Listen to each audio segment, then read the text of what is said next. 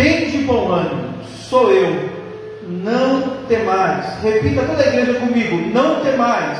Não temais. Mais uma vez: não temais. Não temais. Glória a Deus, amém? Quem pode bater palma para Jesus? Porque Ele é digno de honra, glória e de louvor. Irmãos, o texto que nós acabamos de ler, Mateus capítulo 14, verso 22, vai relatar um ato muito marcante no ministério de Jesus, que é Jesus caminhando sobre as águas. Jesus, que também é o Cristo, como Cristo, ele veio para cumprir o seu propósito, mas como homem, ele veio para sentir aquilo que nós sentimos, passar por aquilo que nós passamos, viver aquilo que nós vivemos. E Jesus, como homem, irmãos, ele vai sentir uma dor, e a dor que ele vai sentir é a dor da perda, uma das dores mais terríveis que a humanidade pode sofrer. Por isso que no momento de luto nós choramos tanto, pensamos tantas coisas que poderíamos ter feito e não fizemos. Jesus, ele vai sofrer a dor da perda. No capítulo de número 12, João Batista, primo de Jesus, ele morre. Jesus está cumprindo o seu ministério. Os discípulos vão chegar até Jesus e vai dizer para Jesus: olha, João Batista, o seu primo, está morto. E naquele momento, irmãos, a agonia que vai tomar a alma de Jesus, uma das tais que somente 2 vezes na Bíblia teve poder de fazer com que Jesus parasse. A primeira foi no Getsemane, quando ele diz assim para Deus: Pai, se possível for, afasta de mim esse cálice. Só que ao mesmo tempo que ele fala, se possível for, afasta de mim esse cálice, ele mesmo, irmãos, vai dar um suspiro e vai dizer: mas todavia seja feita a tua vontade. Ele sente vontade de parar e retroceder, mas não para. Mas no momento em que ele ouve a notícia que João Batista morreu, a Bíblia vai dizer que ele vai sentir vontade de ficar sozinho. Ele vai sair do meio da multidão. É a primeira vez, irmãos, que nós vemos na Bíblia alguma coisa fazendo com que Jesus parasse o que ele estava fazendo. Ele está ensinando. Quando a notícia chega, Jesus, ele larga a multidão, ele vai para um lugar deserto, ele vai sair de Jerusalém e ele vai sentido ao deserto. Mas a Bíblia vai dizer que a multidão, ela vai começar a seguir Jesus. Jesus percebe, irmãos, que aquilo que nós fomos chamados para fazer, o nosso propósito, é maior do que aquilo que nós sentimos. O nosso propósito é maior do que aquilo que nós achamos. O nosso propósito é maior do que aquilo que as pessoas falam da gente.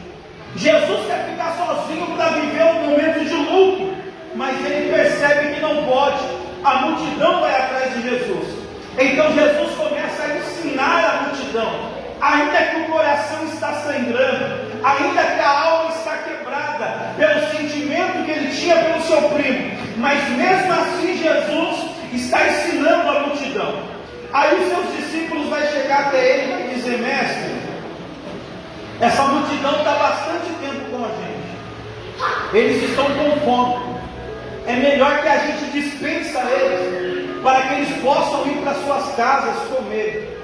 E aí Jesus, irmãos, vai pegar os discípulos de surpresa. Jesus vai falar para os discípulos que é obrigação dos discípulos dar de comer para a multidão. Só que a Bíblia diz que havia quase 5.000 pessoas, sem contar mulheres e crianças. 5.000 pessoas para os discípulos dar de comer. Aí os discípulos, irmãos, vai dizer para Jesus: não tem como sustentar essa multidão. Só para a gente ganhar tempo nesse texto, eles vão dizer assim: olha, o que nós temos aqui são 5 pães e 2 peixinhos, é a única coisa que nós temos. Nesse momento os discípulos estão colocando um ponto de limite, Quem me ouve diz amém. Eles estão colocando um ponto de limite, dizendo: até aqui dá para a gente fazer, mas a partir daqui a gente não pode fazer mais nada. Querendo também colocar limite naquilo que Jesus pode fazer. Eles vão dizer: não tem como alimentar essa multidão. Só tem nas nossas mãos 5 pães e 2 peixinhos. 5 pães e 2 peixinhos não dá nem para matar a fome de um homem, quanto mais de uma multidão de mais de 5.000 pessoas. E nesse momento Jesus, irmãos, vai pedir o pão e os peixes. Jesus vai dizer: dá para mim os 5 pães e os 2 peixinhos. Isso daqui traz um ensinamento para nós, porque você não vê os discípulos questionando Jesus. Você não vê os discípulos falando para Jesus assim, por exemplo: o que o Senhor vai fazer com 5 pães e 2 peixinhos? Você não vê os discípulos falando entre si, por exemplo: será que ele vai usar esses pães e esses peixes para saciar a sua fome e toda a multidão vai ficar com fome? Você não vê. Você vê os discípulos obedecendo aquilo que Jesus está falando. Eles vão entregar os pães e os peixinhos na mão de Jesus. O primeiro ensinamento que nós podemos tirar dessa parte, quando eles pegam os pães e os peixes e colocam na mão de Jesus, eles estão ensinando um segredo para a igreja. O segredo é esse: nas minhas mãos são 5 pães e 2 peixinhos, mas se eu colocar nas mãos de Jesus, vai ser o suficiente para matar a fome de mais de 5.000 pessoas. E aqui eu abro um parênteses, irmãos, para aplicar algo para a igreja. Tem coisas que na nossa mão parecem tão pequenas, tem coisa que na nossa mão parece insignificante, mas nesta noite Jesus está dizendo: confia em mim, coloca nas minhas mãos, porque nas suas mãos pode ser pequeno, mas nas mãos de Jesus é o suficiente para ele fazer o que ele quer. 5 pães e 2 peixinhos na mão dos discípulos não é nada, mas 5 pães e 2 peixinhos na mão de Jesus é o suficiente para matar a fome da multidão. Jesus vai pegar, irmãos, os 5 pães, Jesus vai pegar os 2 peixinhos. Naquele momento em que é entregue para Jesus, ele vai dar graças, vai partir, vai entregar para os discípulos, e eles vão começar a entregar para o povo.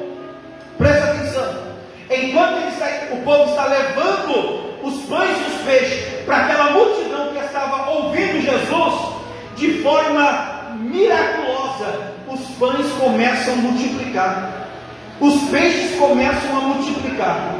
Eles estão servindo, mas o que está na mão deles não acaba. E quando nós vemos esse texto, vai dizer que no final, irmãos, vai sobrar ainda 12 cestos cheios. Aqui tem algo interessante.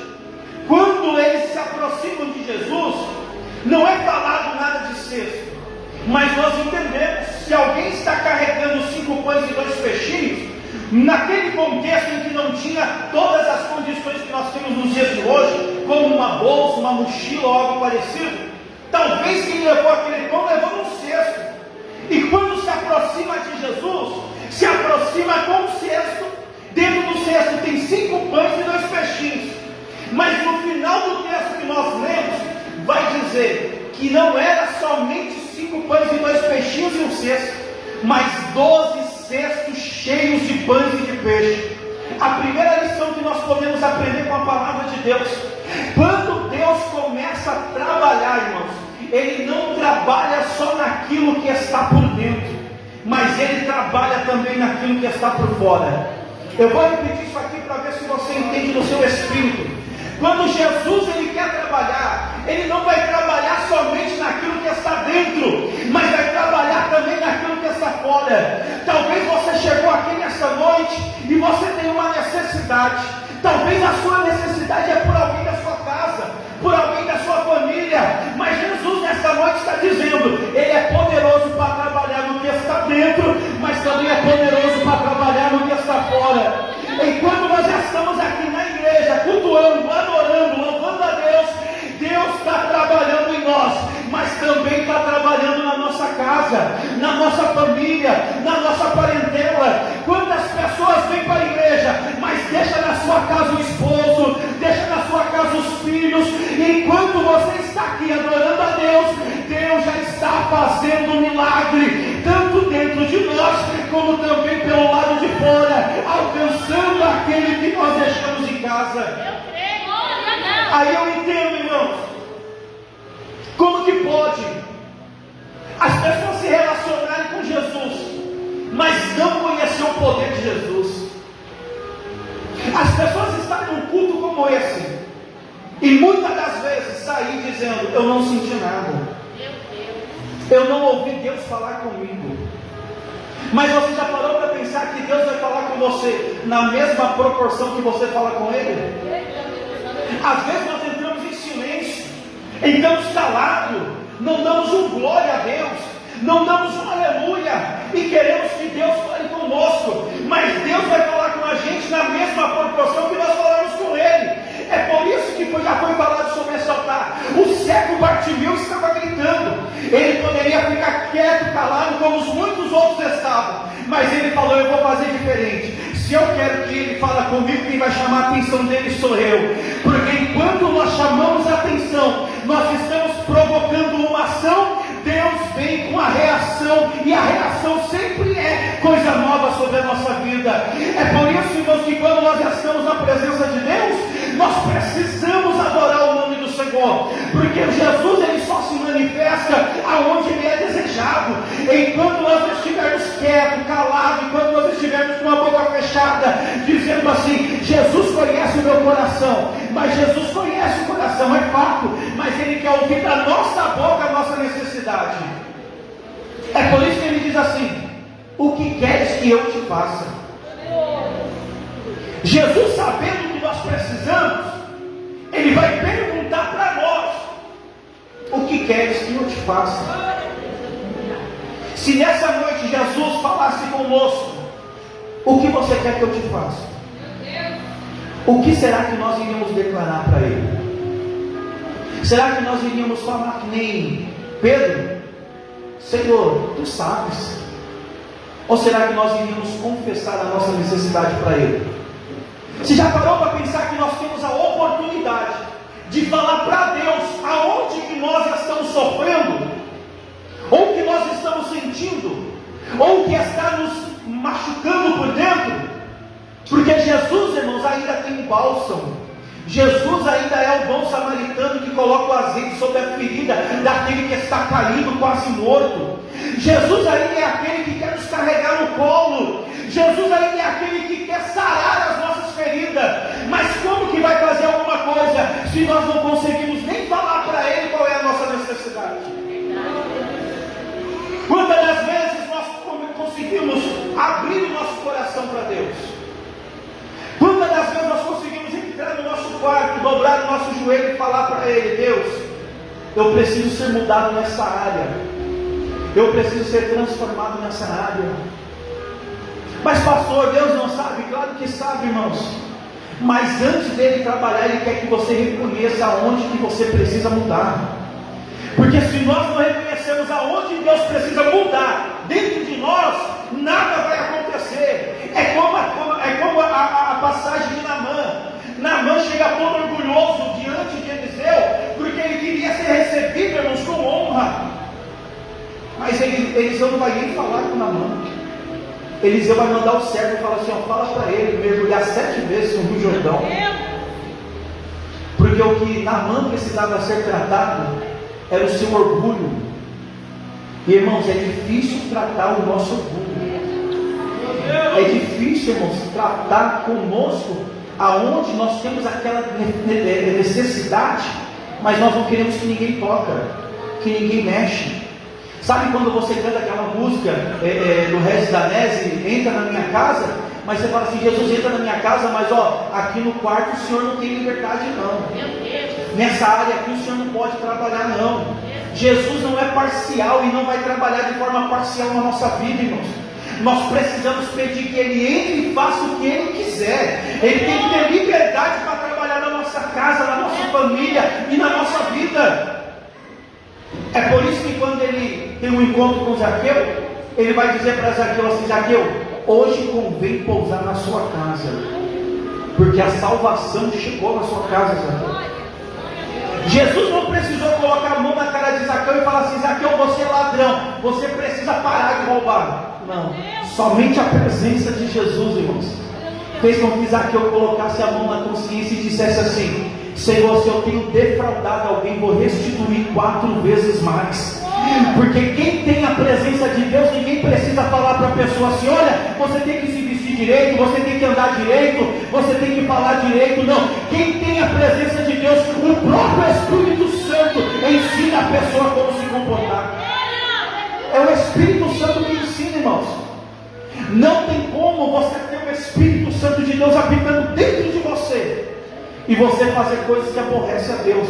Não é o Espírito Santo que você tem, porque o Espírito Santo ele vai sempre te convencer do pecado, da justiça e do juízo. Sabe, irmãos, quando você vai fazer uma coisa errada e de repente você fala assim: não, esse negócio não é certo, não vou fazer. Você acha que a sua consciência é nada, é o Espírito Santo trabalhando dentro de você, porque você sabe que é errado e você não pode fazer. Então às vezes nós precisamos entregar tudo que nós temos nas mãos de Jesus e falar assim: Senhor, faz de mim um vaso novo, e se necessário for ser quebrado, pode quebrar, porque é melhor, irmão, ser quebrado na mão do oleiro do que ser quebrado no mundo, na mão do adversário. Porque o adversário ele vai nos quebrar para nos envergonhar. Jesus ele vai nos quebrar para nos fazer vaso de honra. Só que ainda continuamos sendo vaso de barro, para que a excelência da glória não seja nossa, mas seja dele, para que quando alguém olhar para nós e falar assim: como pode? Outra hora estava lá, ó, bebendo, se prostituindo, se drogando. Aí você vai poder dizer assim: mas um dia eu tive a oportunidade e o privilégio de ser escolhido por Jesus. Jesus mudou a minha história, mudou a minha vida, mudou a minha casa, mudou a minha família, e vai mudar a sua vida também. É por isso que nós não podemos deixar que aquilo que acontece em volta altere o nosso propósito. Jesus estava querendo viver um momento de luto, mas ele sabia que maior do que o que ele sentia era o propósito que Deus tinha na vida dele.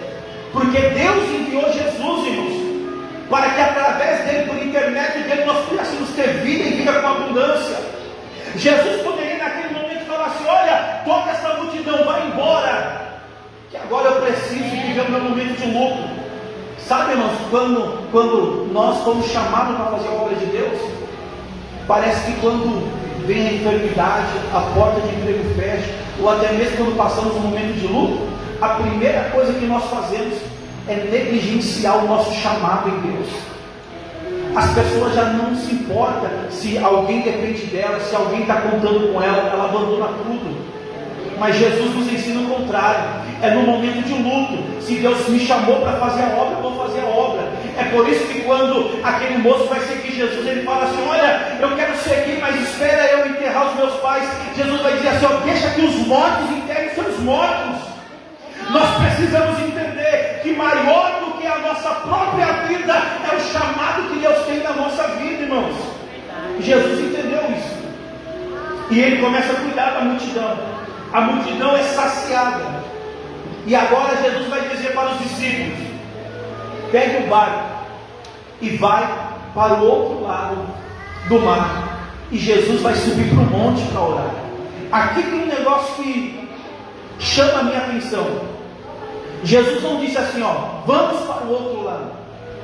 Jesus disse: pega o barco e vocês vão. Meu Deus. Uma coisa é Jesus falar para nós, irmãos: vamos para o outro lado. Eu sei que Jesus está comigo.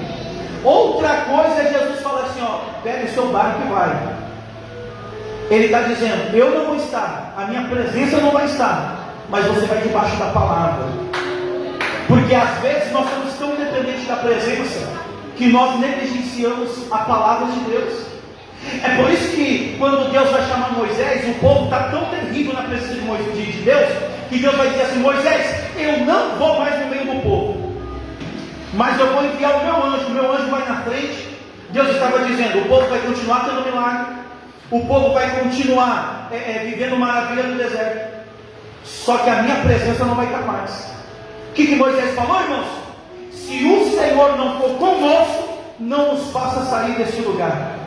É Moisés dizendo: ter milagre é muito bom, viver coisas no mover do Espírito é melhor ainda, mas nós precisamos da tua presença. Nós precisamos que o Senhor esteja no meio conosco. Nós precisamos que o Senhor esteja no nosso barco. Imagina a cabeça dos discípulos, Jesus dizendo: pega o barco e vai para o outro lado. Talvez alguém pode ter falado assim: vamos nada. Se na outra vez que ele estava dentro do barco a tempestade se levantou, imagina agora Jesus lutando no barco. Nós vamos morrer.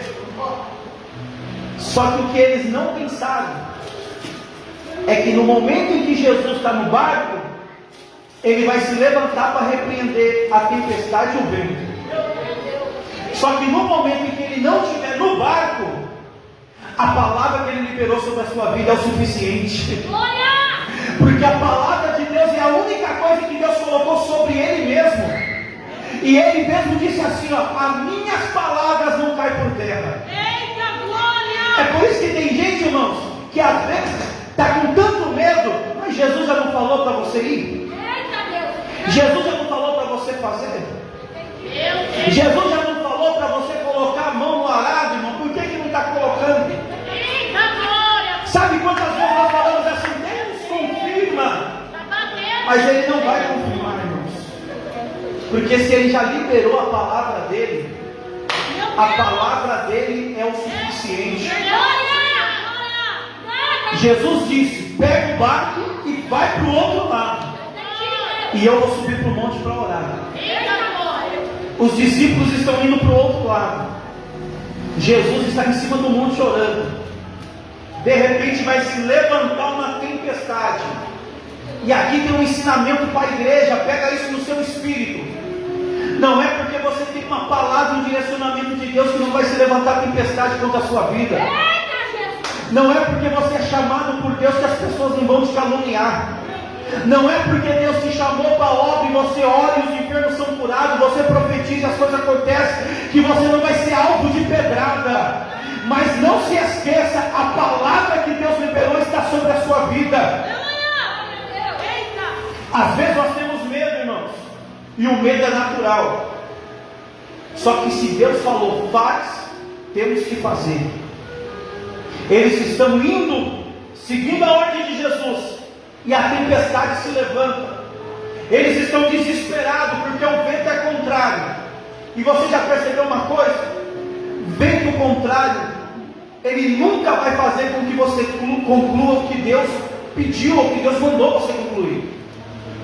Você já percebeu que basta Deus usar alguém para falar com a gente que está chegando uma bênção, que está chegando uma vitória, que alguém da nossa casa vai ser alcançado pela graça de Deus, que a tempestade se levanta?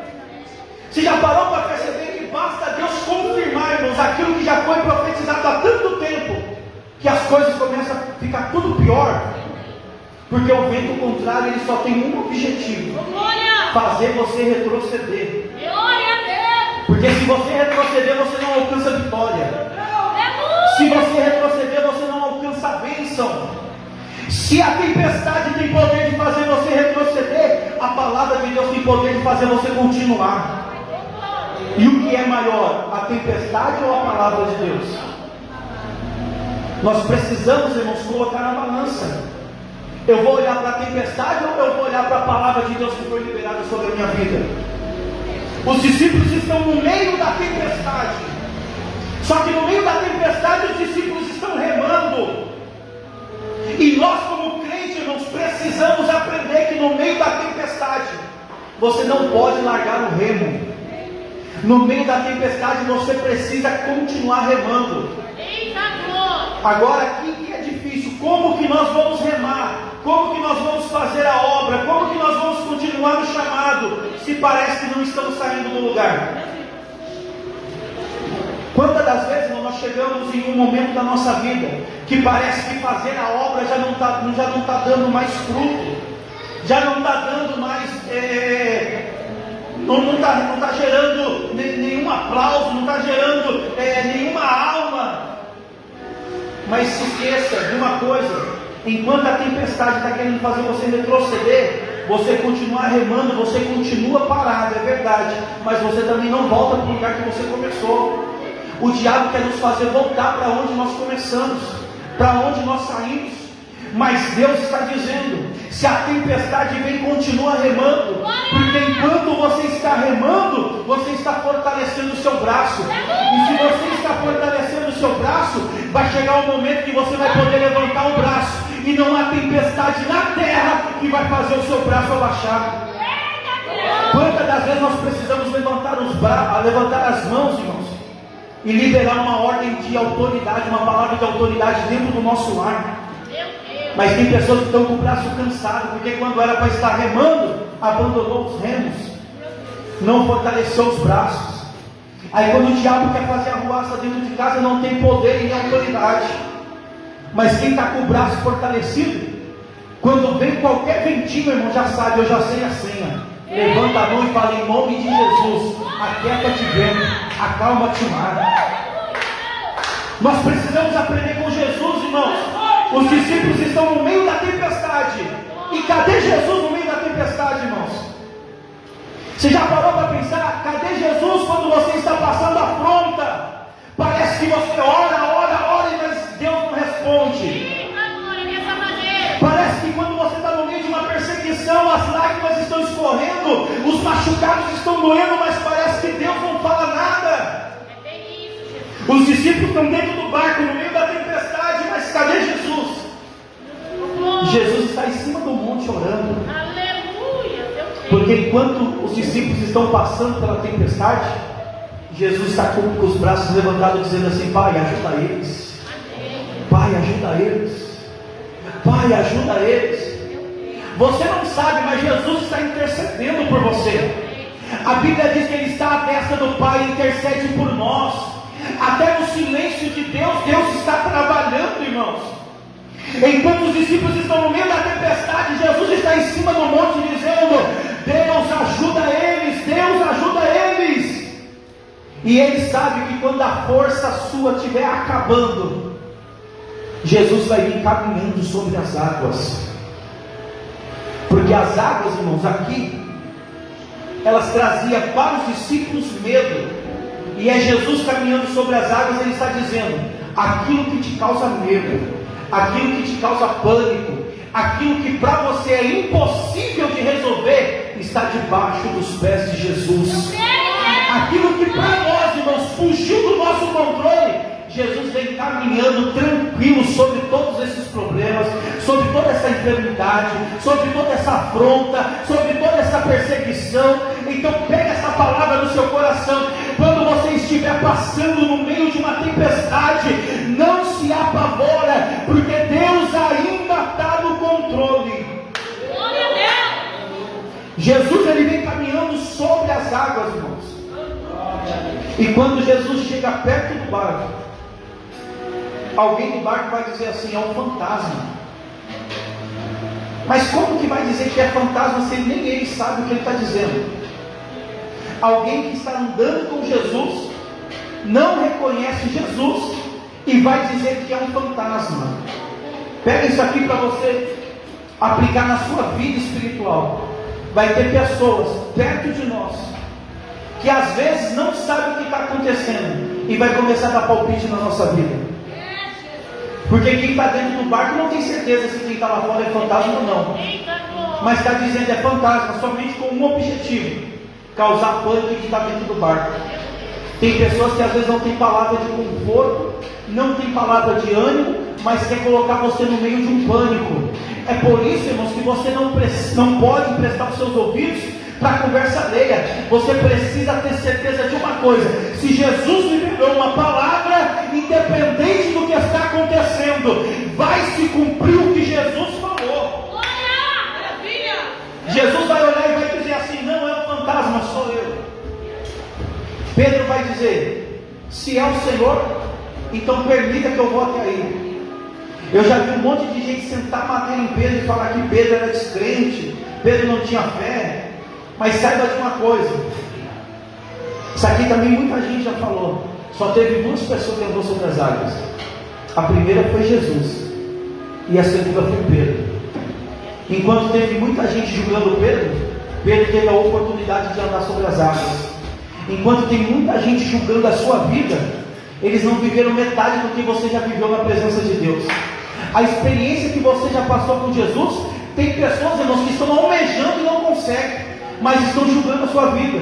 Mas você precisa tomar essa palavra, porque essa palavra aqui vai revelar para nós algo no meio da tempestade. Quando Pedro fala para Jesus, se é o Senhor, então permita que eu vou até aí. Jesus fala, vem. Pedro vai descer do barco, Pedro vai andar sobre as águas, mas Pedro vai afundar. Detalhe, quando Pedro afunda, Pedro não está perto de Jesus, Pedro está perto do barco. E por que somente Jesus estendeu as mãos para ele? Por que os discípulos, quando viu Pedro afundando, não estendeu as mãos para Pedro?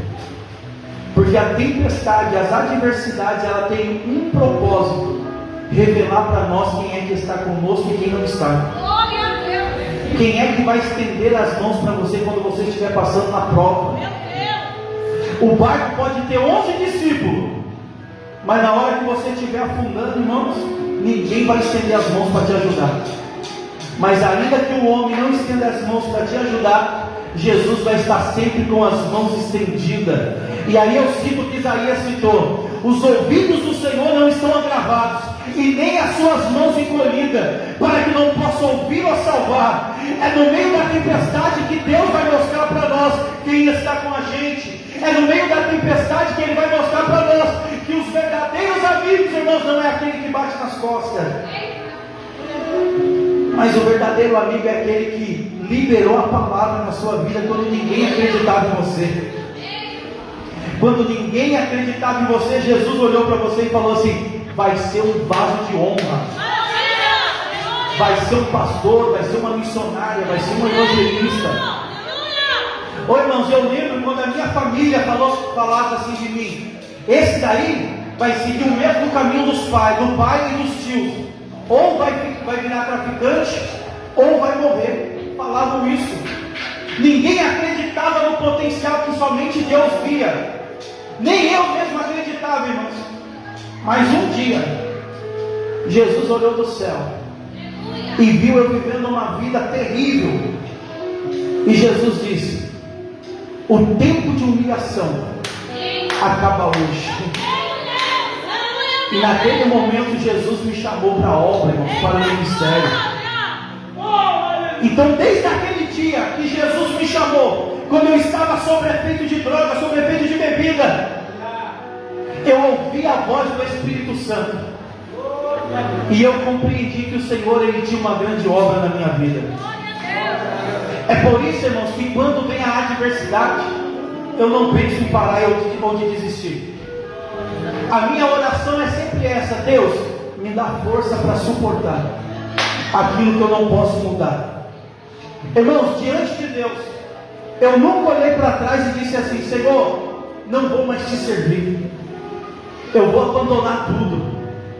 Eu nunca olhei para trás e falei como Jeremias: o Senhor me iludiu, iludido estou. Mas eu pude falar como Jeremias: todas as vezes que eu estava triste, a palavra do Senhor começava a queimar os meus ossos, começava a queimar o meu coração, e eu sabia que no altar é o meu lugar, eu sabia que na casa do Senhor é o meu lugar. E como o salmista disse, eu também falo: melhor é um dia na sua presença do que 1000 em outro lugar. É por isso que na hora da adversidade eu digo, irmãos, me alegrei quando me disseram: vamos à casa do Senhor. Quem pode aplaudir Jesus por essa palavra? Se coloque de pé, por gentileza. Se coloque sobre os seus pés. Irmãos, guarde essa palavra no seu coração. A tempestade